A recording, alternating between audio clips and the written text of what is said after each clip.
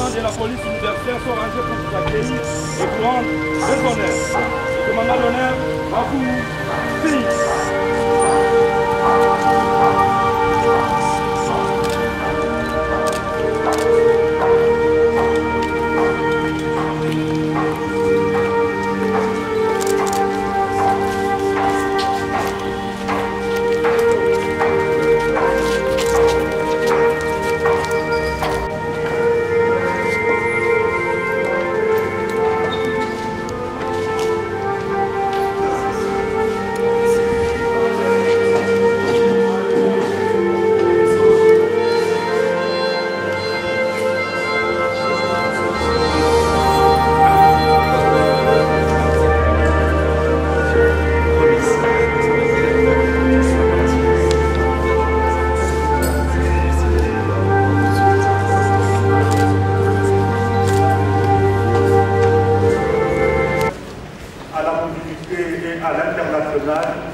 De l'Université de Liège.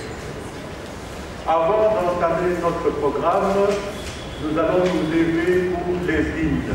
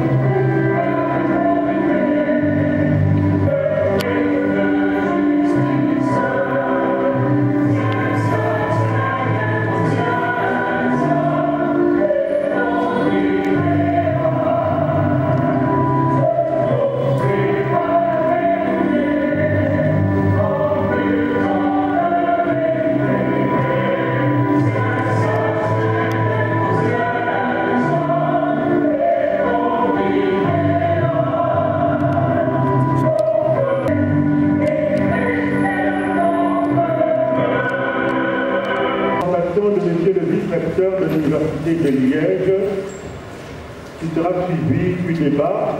La présentation de M. le vice-recteur va porter sur la problématique du transport à Kinshasa, regard croisé entre l'Europe et l'Afrique. Et enfin interviendra un cocktail et après le débat, bien sûr, la photo de famille. Mais nous allons un peu intervertir le programme nous souhaiterions que la photo de famille ait lieu juste après le mot de monsieur le recteur de l'Université de Kinshasa, parce qu'il a beaucoup des obligations qui le contraignent à pouvoir nous quitter juste après son mot. Monsieur le recteur de l'Université de Kinshasa, vous avez la parole. En charge de la mobilité de l'Université de Liège, cher Pierre. Messieurs les membres de la délégation de l'Université de Liège, je vois en particulier M. Yann Bogart, qu'on ne présente plus dans cette université. Messieurs les professeurs de l'Université de Kinshasa, nous sommes très heureux de vous accueillir en cette matinée scientifique qui connaîtra l'animation par monsieur le vice-recteur de l'Université de Kinshasa autour du thème « L'évolution du transport à Kinshasa, RDC, regard croisé Europe-Afrique ». Cette communication fait suite à, il y a exactement 4 jours, à la tenue d'une réunion d'un atelier de réflexion par plusieurs personnes participant à la gestion de la mobilité, du transport, des embouteillages sur la ville de Kinshasa, une réflexion initiée par l'Université de Kinshasa, consciente du fait que ce problème va au-delà de nos préoccupations au quotidien. Nous étions censés commencer cette matinée par une visite au rectorat à 9h45. Mais M. le vice-recteur y est arrivé, pas à 9h45, mais avec plus d'une demi-heure de retard, sans en être absolument responsable, à cause embouteillage déjà à l'entrée de l'université à l'intendance de l'enseignement supérieur et universitaire. C'est vous dire combien cette question est d'actualité et mérite, au-delà des réflexions qui avaient été déjà faites à ce sujet, mérite d'écouter un son qui vient d'ailleurs et qui me fait réellement penser à ces regards croisés Afrique-Europe. Je voudrais donc ici vous remercier très sincèrement d'avoir accepté cet échange avec la communauté de l'UNIKIN. Et cet échange sera certainement enrichi par la séance de travail que vous aurez à la faculté de Polytechnique, étant un ingénieur vous-même, pour exactement voir en quoi nous pouvons collaborer.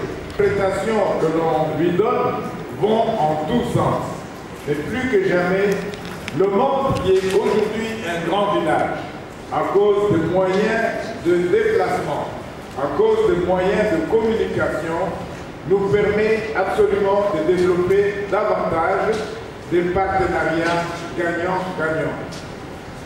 Les raisons sont évidentes en ce qui me concerne. On ne va pas le trahir en public de rencontrer aujourd'hui la grande famille de l'Université de Liège qui va communier, comme elle le fait déjà à travers nos formations avec l'Université de Kinshasa.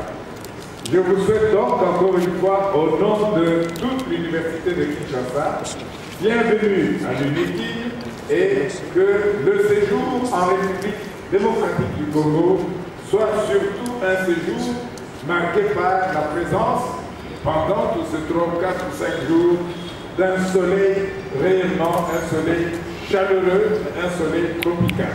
Je vous remercie. L'UNIKIN est à l'heure de l'internationalisation de ses relations.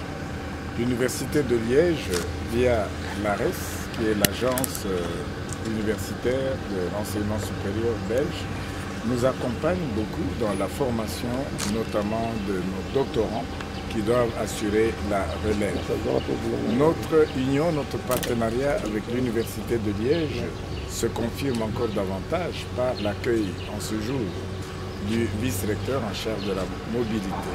Ceci nous permettra de sceller davantage et de manière solide ce partenariat qui sont certainement à mettre à l'actif de toutes les universités qui veulent absolument s'ouvrir au monde. Donc c'est une rencontre salutaire pour notre institution. Et pour vous libérer, on souligne qu'avant cette conférence, vous avez eu une tête-à-tête. Qu'est-ce qu'on peut retenir en résumé de votre conversation? Je suis moi-même un ancien liégeois. Vous comprenez exactement que Liège est dans mon cœur. Et pour M. Pierre Deserx, que je connais depuis des années, cette amitié individuelle, nous voulons la transposer au-delà de nos institutions pour que beaucoup de choses puissent s'accomplir. Mais les meilleures choses s'accomplissent et se bâtissent à travers ou sur base des relations interpersonnelles, des relations humaines franches et de respect mutuel. Merci. C'est comme ça que le monsieur qui a présenté les tableaux là, si bien fait, acté d'être milieu et encadré, doit être accompagné par les universités. Alors, parmi les missions d'ACTED, existent plusieurs maman qui est au village. Et nous avons commencé cette sensibilisation par des conférences de presse. La première, à l'intention de la presse et des médias congolais. Parce que c'est eux qui doivent relayer tout ce qu'ACTED fait avec les universités qui l'accompagnent. Après la presse, nous avons atterri aux universités. On a déjà présenté une grande conférence à l'université protestante de Kinshasa. Et il y a 2 semaines et demie, on était dans cette même salle où nous nous sommes adressés également aux étudiants de l'université et aux étudiants et aux professeurs de l'université de Kinshasa. Donc, dans de nouveaux projets qui vont venir, nous allons développer un certain nombre de projets. Parmi ces projets-là, quand je dis projet ici, il faut entendre des projets liés au domaine énergétique. Et aujourd'hui, comme vous le savez, l'actualité, le futur immédiat, c'est la production de l'hydrogène vert qui va remplacer tous les carburants fossiles au courant de ce 3e millénaire. Et pour ce faire, vous le savez bien également, le site d'Inga est prévu de produire une grande quantité d'hydrogène vert à partir de l'hydroélectricité dont la RDC a déjà inventorié 150 gigawatts, 150 000 mégawatts, dont le site d'Inga à lui seul représente 45%, plutôt 45 gigawatts. Alors nous voulons avec l'université de l'État des électrolyseurs au site d'Inga que ça soit. Donc voilà. Il nous a enseigné quelques clés de lecture sur l'évolution des transports et des systèmes de transport. Vous allez voir que, sans vouloir vous donner de leçons, la Belgique est un des pays qui ne produisons pas de voitures, nous n'avons pas de voitures à vendre, donc nous ne voulons absolument pas ici donner des leçons aux Congo. On peut juste partager une analyse et une perspective que nous avons. La clé d'analyse, elle va donner des solutions pour la Belgique et probablement pour le Congo qui sont différentes. Et je pense que c'est bien ainsi. Et au moins, nous pouvons échanger en termes scientifiques sur une méthode de travail qui nous conduira, on l'espère, au meilleur du système. Je vais essayer de faire avancer.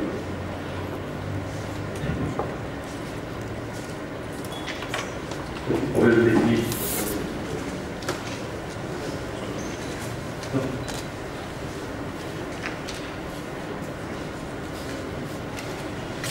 Ils sont obligés de travailler à travers la société. Ce projet, il est fait entre la Belgique, le Grand-Duché de Luxembourg, qui est un peu plus petit que la Belgique, et l'Allemagne et la France, le nord de l'Allemagne et de la France. Et on a souhaité connaître un certain nombre de choses parce qu'on sentait que nos artisans, nos vendeurs de voitures, nos fabricants de voitures avaient probablement un très grand danger qui était devant eux, c'est-à-dire un changement technologique assez brutal qui va arriver dans les prochaines années. Et en ce qui nous concerne, nous avons été influencés.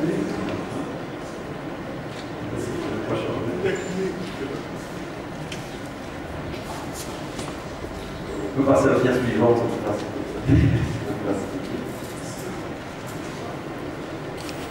Juste avant que la pandémie nous quitte à la maison. Et on avait souhaité réunir des experts autour de nous, issus des différentes nations.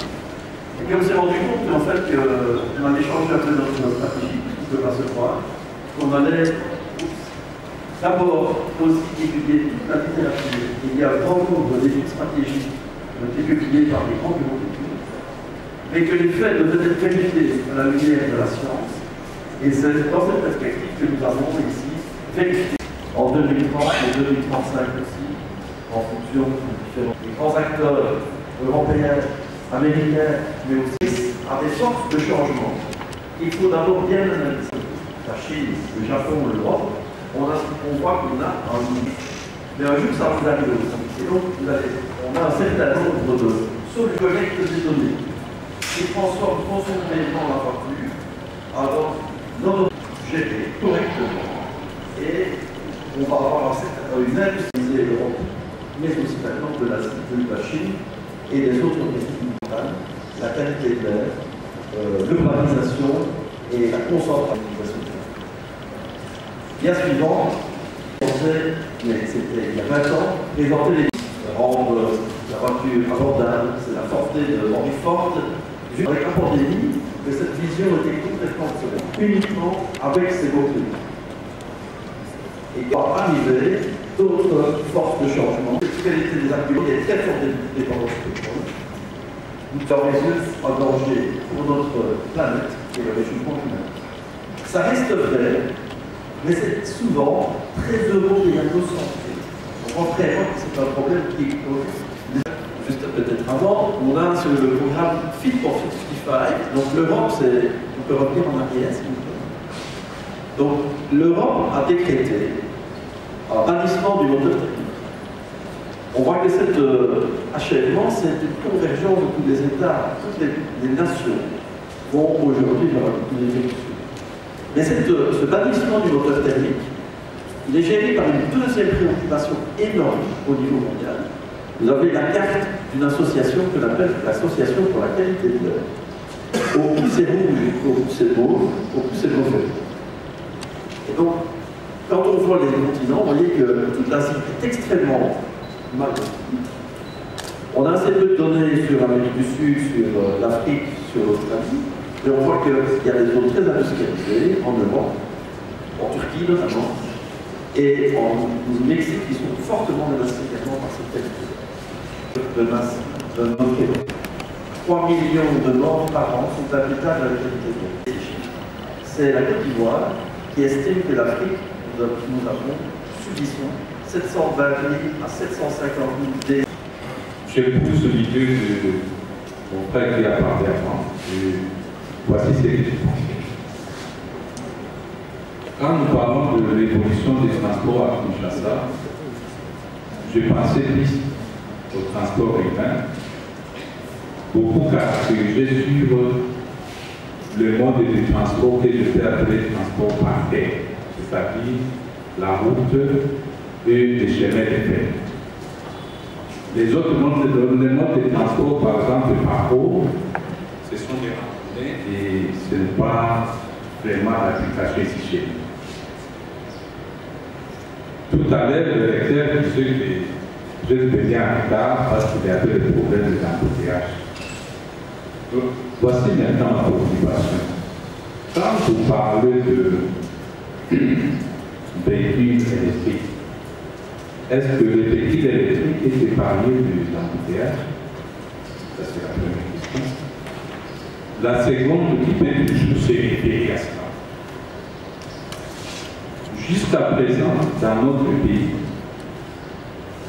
si nous pouvons voir l'évolution, nous avons la société de transport, le BIS, et puis ce sont les privés, ce que nous appelons les foula-foula. La qualité de ces engins, bon, peut-être que je n'exagère pas, mais au moins, bon, les services de transport. Ok.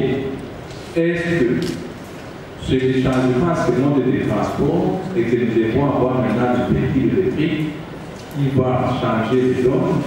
Et j'ai néanmoins deux préoccupations.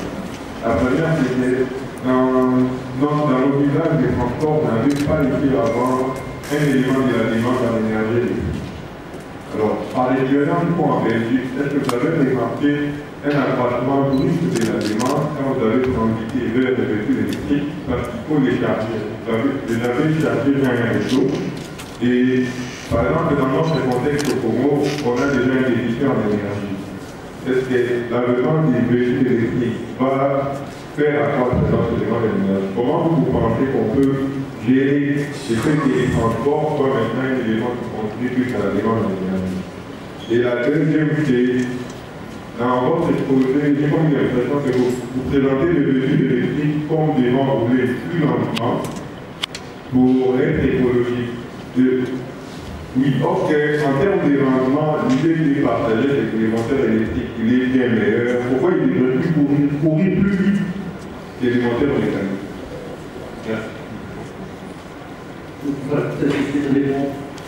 Évidemment, parce que je ne l'ai pas accordé, c'est un véhicule électrique par définition, donc il est faiblement polluant. Le deux, c'est que j'ai dit, c'est que la combinaison, la mobilité comme service, c'est une voie d'avenir qui doit être privilégiée.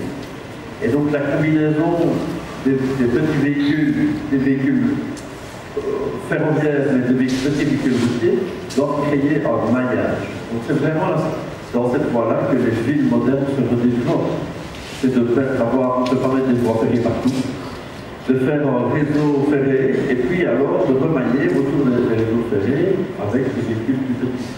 Donc on ne peut pas dire qu'il faut que du véhicule ferroviaire, on ne peut pas dire qu'il faut que du véhicule routier, il faut les deux. Donc, on pourrait même, et ça c'est dans les villes où il y a aussi des fleuves navigables, on peut utiliser aussi une partie du fleuve comme système de transport collectif. Donc ça c'est la deuxième question. Et donc ce n'est pas du tout contraire à votre... je suis vraiment désolé de pas peut-être présenter ce que vous attendiez en venant ici. Mais voilà, il fallait noter aussi qu'il y a une évolution. Alors maintenant l'évolution du passé, depuis 1964, je crois qu'il faut garder la vie, il n'est pas le passé. Si on vit tout le temps dans le passé, on n'avance pas. Et moi, ici, c'est vraiment la leçon qu'on a appris, c'est qu'il y a tel changement, qui se présente devant nous, c'est qu'il faut vraiment regarder les solutions du futur et pas les solutions du passé. Ça, c'est quelque chose que cette étude nous a appris, parce qu'on doit vraiment pérenniser. Alors, l'électricité est le carburant du futur, je suis désolé, je le dis toujours, ça nous fait peur parce qu'on se dit, ah, il y a des pénuries d'électricité, on a des coupures sur le réseau. Mais le réseau électrique, c'est les routes de l'électricité. On doit développer de manière simultanée plus de production d'électricité. L'électricité, c'est un vecteur énergétique décarboné qui nous permettra d'accueillir le futur avec sérénité. On ne peut plus regarder le pétrole comme étant la seule source d'énergie. C'est formidable, le pétrole c'est assez dense, on peut le mettre un peu partout, mais ce n'est plus soutenable, on ne peut plus le faire au XXIe siècle. Alors, est-ce que le système électrique, le système électrique... Alors, le constat, c'est de dire on doit changer parce que le monde change et que Kinshasa, comme les autres villes, va devoir suivre cette évolution. L'évolution qui veut qu'on ait plus grand besoin d'aller vers des autres énergies que les énergies fossiles, parce que c'est une transition très importante qui nous attend, et que la RDC a aussi beaucoup d'atouts pour changer. Notamment, je propose que l'électricité qui est disponible, qui pourra être disponible, que les véhicules électriques pourront être aussi une technologie maîtrisée par les Congolais à leur profit et pas subir un marché avec de l'importation de véhicules étrangers. Je crois que c'est ça qu'il faut vraiment se dire aujourd'hui. Ne regardons pas le passé, regardons l'avenir, changeons graduellement, petit à petit, et allons vers les nouveaux défis qui nous attendent. Il faut parler de recommandations parce qu'au Congo, on a de mentalité, nous devons quand même se développer. Le Congo a aussi, outre ses innombrables ressources naturelles, une ressource fondamentale. C'est une main-d'œuvre, des personnes intelligentes qui se forment et qui doivent prendre leurs responsabilités pour faire un entrepreneuriat développer des solutions qui sont propres au Congo pour le bénéfice de la population, parce que cette transition doit être également juste et responsable et au bénéfice des populations locales. Merci. Comme je l'ai dit tout à l'heure, ACTED, c'est une nouvelle agence qui a été créée par le président de la République en 2022, qui a beaucoup de missions à réaliser pour ce pays et à contribuer également pour la transition énergétique de la planète. Alors, ACTED ne pouvait pas avancer tout seul, c'est comme ça qu'elle s'est alliée en partenariat avec l'Université de Liège et avec l'Université de Kinshasa. Vous avez vu l'image, ACTED est encadré par les deux universités qui doivent l'épauler, qui doivent l'accompagner dans la réalisation de ces missions. C'est très important. Au monde, il n'y a aucun développement qui se fait si on n'associe pas l'accompagnement des universités. Toutes les sciences, toutes les techniques se développent à partir des sciences qui sont données par les universités. Donc c'est ça notre mission avec les deux universités. Nous avons commencé ça par une campagne de sensibilisation et communication. D'abord avec la presse, on a été à l'hôtel Tana l'année passée, et cette année avec les universités, on a été à l'université protestante du Congo. Il y a 2 semaines, on était ici à l'université de Kinshasa, et nous allons poursuivre ça dans d'autres universités à travers le pays. Le message, c'est d'abord que le peuple, comme le prof vient de le dire, que le peuple congolais s'imprègne de cette notion-là, la transition énergétique. Pourquoi? Le président a dit exactement ceci, que actuellement, les ménages congolais consomment 80% des bois inertes. Donc nous devons inverser cette tendance. Nous devons protéger nos forêts, et pour protéger les forêts, nous devons amener des énergies vertes, des énergies propres. Et donc, il ne faut pas les dire à la population, ne coupez pas les bois, il faut plutôt leur dire ne coupez pas les bois parce qu'on vous amène telle solution qui ne pollue pas. Voilà le message. Merci beaucoup.